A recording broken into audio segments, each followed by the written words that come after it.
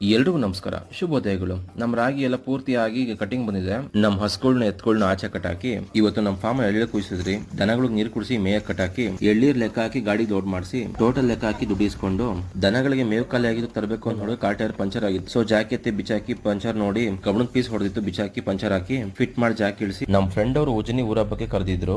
ಊರಬ್ಬ ಅಲ್ವಾ, heavy traffic ಇತ್ತು. ಅದ್ರ ನಡುವೆ ಹೋಗಿ ಒಳ್ಳೆ ಮಟ ಬ್ಯಾಟಿಂಗ್ ಮಾಡ್ಕೊಂಡು ಊಟ ಮುಗಿಸಿ ಮನೆ ಕಡೆ ಬಂದು ಮಧ್ಯಾಹ್ನ ದನಗಳಿಗೆ ನೀರು ಕುಡಿಸಿ ನಮ್ಮ ಲಕ್ಷ್ಮಿ ಪ್ರೆಗ್ನೆಂಟ್ ಆಗೋದಕ್ಕೆ ಸ್ವಲ್ಪ ಮೈ ಮೇಲೆ ನೀರು ಹಾಕಿ ನೆರಳೆ ಕಟ್ಟಾಕಿ ಮೇವ್ ಹಾಕಿ ಮತ್ತೆ ದನಗಳಿಗೆ ತಿಂಡಿ ತರಕ್ಕೆ ಕೊಪ್ಪದ ಕಡೆ ಬಂದೆ. ಸೀದಾ ರೈಸ್ ಮಿಲ್ಗೆ ಹೋಗಿ ಅಲ್ಲಿಂದ ಕ್ಯಾಸೆ ತಗೊಂಡು ಮತ್ತೆ ಫೀಡ್ಸ್ ಅಂಗಡಿಗೆ ಹೋಗಿ 3 ಮೂಟೆ ಹಾಕೊಂಡು ಅಲ್ಲಿಂದ ಸೀದಾ ಹೋಗಿದ್ದು ಮದನಟಮ್ಮ ದೇವಸ್ಥಾನಕ್ಕೆ. ಈ ತಾಯಿದು ಹಬ್ಬ ಇದು, ಅದಕ್ಕೆ ಅಲಂಕಾರ ಜೋರಿದೆ.